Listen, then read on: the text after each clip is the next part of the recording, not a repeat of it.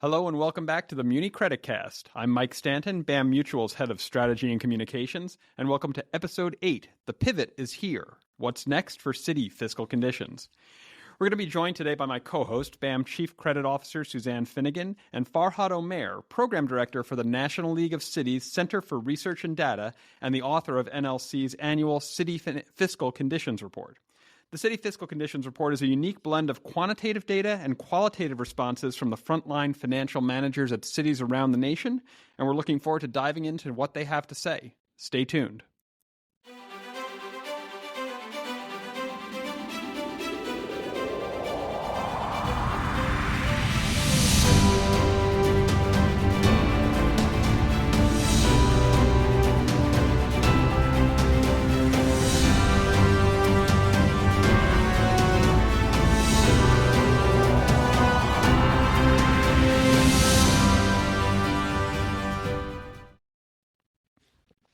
Suzanne, thanks for joining us again. One of the realities of municipal bond investing and credit analysis is that it can be hard to get real-time data. In that context, is something like this report valuable, even if it's not, fully audited and official financial results? Yeah, thanks, Mike. Actually, I think it is incredibly valuable. Despite the lack of an audit, I think it really is taking the current temperature of the city officials and sharing that with the market, which I think is incredibly important. As we mentioned, something that's unique about this report is that it pulls together quantitative data and direct management perspectives from surveys of leaders out in cities around the country. How much weight do you put on the survey side? Well, let's start there. How much weight do you put on the survey side? I think you can. I think the survey is very reliable. It's been very consistent over time. The data has been reported on a very consistent basis. So I'm very confident in incorporating these ideas and metrics into my analysis. So that leads me to the second question. What was the most significant or the most surprising thing you saw in this year's report? The most surprising thing for me is that 7 out of 10 of the officials are not very concerned about a post-ARPA life. I'm hopeful that means all of those people use that ARPA money for one-time expenditures and did not incorporate it into their ongoing expense base. But the remaining 30% do have concerns. But I was surprised, and I think it's important that so many of the officials are looking at a variety of options in how to deal with life in a post-ARPA environment. Great. So let's bring Farhad into the conversation, and we'll take a deeper dive.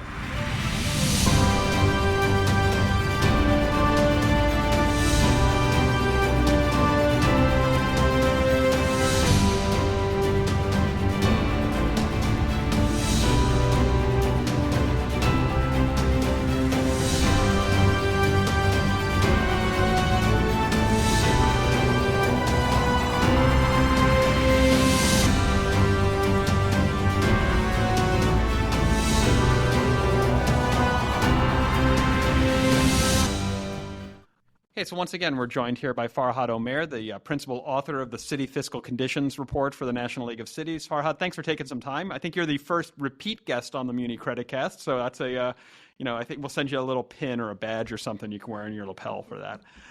Thanks, Mike. I will look forward to that, and my pleasure always be here. Thanks for having me. So maybe we can start with the logistics. How does this report come together? What are your data sources for it, and why does the NLC do it? Perfect.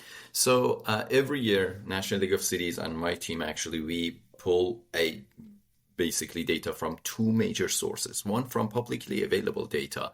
These include audited reports as well as unaudited reports. Unaudited reports, of course, are budget documents that we collect data from for the current year. In this year, for CFC, City Fiscal Condition 2024, we collected data from Budget 2024 documents that are available on municipal websites, right? In addition to that, we also every year collect for the past 2 years. For those years, because audited reports in the form of annual comprehensive financial reports are available, we pull our data from audited reports. So in that sense, you are right. the whole data set that we use is not audited, but a great portion of it, actually 2/3 of the data that we use is audited. On the other hand, we also every year collect data from a large sample of municipal finance officers. That shapes up about 50% or so of the whole data set that we collect every year. And I think it's useful to just actually put the numbers around that, right? So, an audited financial report is typically released somewhere around 180 days after the end of the fiscal year. So, if you could have literally 18 months elapse between, say, a revenue shock or a major expense and when it gets into the audit. So it is valuable to have even unaudited results. And one of the things that I think people don't always appreciate when they talk about transparency in the municipal market is these are public entities. If that kind of shock happens, it's going to be talked about at a city council meeting. It's going to be talked about in the local press. So there are ways to find it, but investors have to work to get that. Absolutely. So let's start taking a look at the results in the report. Overall, in the last several years, expenses and revenues at cities have both increased at a pretty strong pace. What was driving that? What was behind it? All right, the great question. If you go back in time to the not pleasant year of 2008 when the Great Recession actually happened, you can see that after that recession, it took municipal governments, some of the municipal governments actually across the country, nearly 10 years to get back to their pre-recession numbers with regard to their general fund expenditures and revenues. Thankfully, that did not happen with the COVID recession. And for the most part, we can just give all the credit basically to ARPA. ARPA has been great help basically for cities, lifting up cities. So in a sense, although we had a closing of the economy and sales taxes actually was hammered back in 2020, governments were able to actually utilize ARPA in place of their lost revenue for some part, and then continuation of ARPA. Although we are heading for an ARPA cliff end of this year, but ARPA has had its impressive impact for general fund budgets. And you're being modest about it, but I won't. It'd be remiss to not mention NLC's important role in getting ARPA passed, right? Irma Esparza-Diggs, who leads the lobbying effort, and Absolutely. Clarence Anthony, the head of NLC, were leading voices in Washington getting that to happen. And so, it's not. You deserve a lot of credit for that as an institution. So that's the revenue side. What about the expense side? Why were expenses growing so fast? No, that's the. To be honest with you, that's the interesting part for me, because revenues, you're absolutely right. It's expected when you receive help from state or federal government, it makes sense for revenues to have an upward trajectory. However, it's very rare to see increasing expenditure programs basically after a recession. That happened mostly because of the need of the communities, and governments had to step up their basically expand their programs to accommodate for the needs of their communities. And basically because, again, going back to the great help that ARPA was, thankfully they did not feel the burn of a recession, a true meaningful recession, because ARPA actually helped them. So in that sense, they were basically doing business as usual, if you will, right? So that's why we see increasing expenditures year over year as well. So now, as we're looking forward at the 2024 numbers and beyond, as I think we call this episode the pivot point, and it feels like we're getting to this tipping point. The ARPA support is running out. There are no more checks to come. The people you surveyed indicated that their budgets, on average, show expenses continuing to rise and revenues now starting to fall. Are they worried that's going to be sustainable? So, as for whether or not it's sustainable, I would say we need to wait until CFC 2025 to get a better sense of that. However, it's less of a falling revenue and more of a slowing down of the growth in revenues. Okay, so in a sense, revenues are still growing year over year. And my expectation is that next year will be the same. Revenues will grow. However, expenditures are outpacing revenues, and that's a fact. So in that sense, it would be interesting to see if governments after ARPA cliff end of this year, will readjust their expenditures basically to match the growth in their revenues on average, basically. So, yeah.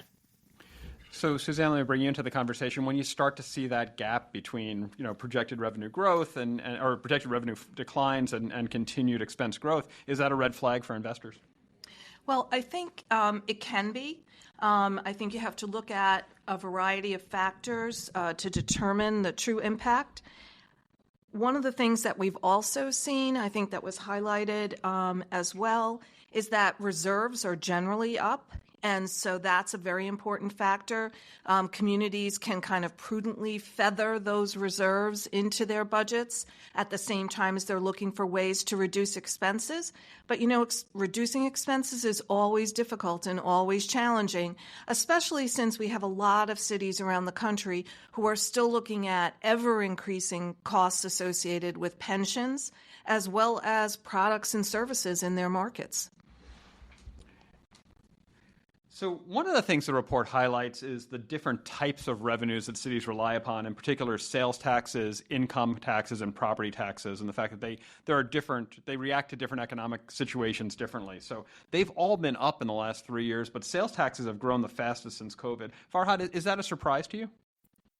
It used to be a surprise right after the reopening of the economy, because I did not expect sales taxes actually to rebound so fast and so much, basically. Even I remember back in 2023, last year, when we did CFC, we always account for inflation and we always take real numbers, not nominal numbers, but real numbers into our accounts, right? Even after taking high inflation into account, sales taxes were on average up by 6.5%, which is a very large jump over the year before. However, not anymore. I'm not surprised anymore, because governments actually realized, as we move away from COVID, government basically realized how to utilize their sales taxes in a sense that the growth you see most likely will also continue in coming years. But the way governments are approaching sales taxes are different. It used to be where a third of this is an anecdotal, basically talking with one of the CFOs, a city in Michigan. They meant apologies in Oklahoma. They mentioned that a majority of their sales taxes were used for one-time programs, right? However, that's not the case anymore. They are using that in a more meaningful way for their recurring programs. So the way governments are approaching their sales taxes is interesting. It's changing a little bit. So that tells me, as we move forward, I'm not surprised by the increase in sales taxes, because the economy at the local level, in regional levels, are booming at this point. So the expectation is that this trend will continue for some time. And Suzanne, how does that align with your typical expectations of how sales taxes perform in a recession? Well, I think the thing that's very interesting that you can see in the data is that while sales tax and income tax were both down in the first year of COVID, income taxes came back very strongly thereafter. And so I think the combination, perhaps, of having sufficient income to actually make all these purchases, as well as I think a lot of pent-up demand from people who had been home and isolated, really had a driving force in terms of maintaining a pretty good recovery on the sales tax front. So, I think it's a very interesting interplay, and very different, obviously, than what happened in the Great Recession, right, where we had substantial declines in available income. So let's pivot over and talk about property taxes. Property taxes are taxes both on residential properties, which saw their value surge in the COVID period and thereafter, last 5 years, and commercial properties, where the story is a lot more mixed, and there are a lot of questions about the value of office space and things like that. It looks like, on balance, as you talk to the city leaders in that part of the survey, they're pretty confident their overall property tax base is going to hold up. Is that the right way to read it? Absolutely. I would say, there, as you mentioned, Mike, there are two parts to property taxes that cities collect: commercial and residential. the residential portion of property taxes have been so strong thanks to a booming market basically ever since the COVID, that governments right now are not feeling the downside of the commercial, basically the decline in commercial property taxes. Many larger cities, including city of Chicago, for example, they are dealing with empty spaces in their downtowns that is affecting their bottom line when it comes to commercial property taxes. However, overall, as you mentioned, we talk about this in the report, that property taxes saw massive, on average, massive increases over the past couple of years, right? That's mostly, if not all of it, just due to residential. So for us to get a better sense of how declining commercial property taxes can, or if at all, affects governments, I would think in about 3 to 5 years, we should be there to understand how governments are responding to decline in their property taxes. And I say 3 to 5 years because of the assessment practices across the country, that county assessments, it takes 2 to 3 years basically to see all of these changes for property taxes. Yeah. So you did something new in this year's report, which is that you took a look at some of the expense trends and specifically how where the money was being spent in city budgets. So let's first question is, were you surprised by any of the expense categories? Where is most of the money going, and how much does that vary from city to city? Are most cities have the same priorities, or is there a lot of difference across the country? All right. So one thing that jumped at me basically looking at this data was how large, on average, public safety and health actually spending at the local, at the municipal level actually is across the country. And one note here is that the data that we collected is about 50% of all expenditures. Why 50%? Because government by government, state by state, region by region, municipalities are different with regard to what type of expenditure items they include in their general fund. This 50% that we actually looked at from across the country is a common among all governments. So even among all governments, and this 50% of their, give or take, their general fund, you can see that more than half of it only goes to public safety, which is a huge chunk, actually. I always expected public safety to get the lion's share, but not more than half, actually. But that's actually the case, yes. So you also publish an annual report, the State of the Cities report, which you derive from the State of the Cities speeches that mayors give all over the country. So, and those are the point of that report is to talk about the elected officials' priorities. So how do they walk the walk and walk the talk, right? How does the actual spending match up with the priorities they laid out in that report? Honestly, there's a close relationship between what mayors talk about and what we see the following year as part of City Fiscal Condition, right? So let's take last year's State of the Cities as an example. State of the Cities 2023, mayors talked about 3 major things: housing, infrastructure, and economic development. And guess what? This year's CFC, we could see a lot of talk about housing, for example, in budget documents. We could see a lot of talking points about infrastructure as part of that, the maintenance portion that goes out of general fund.